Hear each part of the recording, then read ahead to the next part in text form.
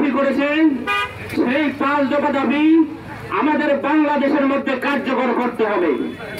যদি বাংলাদেশের মধ্যে কার্যকর না করা হয়, বাংলাদেশের মধ্যে কোনো নির্বাচন হবে না। আমাদের প্রথম যে 5 দফার মাধ্যমে 1 জুলাই সনদ বাস্তবায়িত করতে হবে।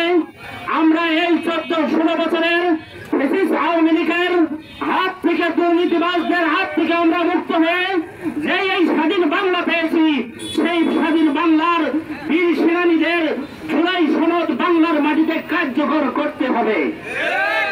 2 নম্বরে আমাদের উচ্চ কক্ষে পিয়ার পদ্ধতি, এইটা আমাদের আমিরে মজলিসের ঘোষণা, উচ্চ কক্ষে পিয়ার পদ্ধতি কার্যকর করতে হবে।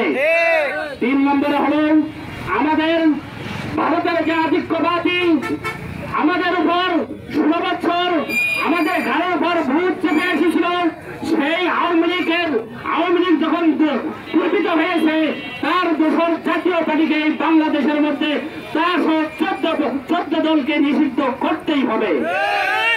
আমাদের আরেকটা দাবি হল আমাদেরকে যেই 24-এর সৈনিকেরা এই তার রক্ত ত্যাগ পরীক্ষা শহীদ হয়ে এই বাংলাদেশ দান করেছে, তাদের জুলাই সনদ অতিবিলম্বে বাস্তবায়িত করতে হবে। যদি না করা হয়, বাংলাদেশের মধ্যে কোনো নির্বাচন করা সম্ভব নয়।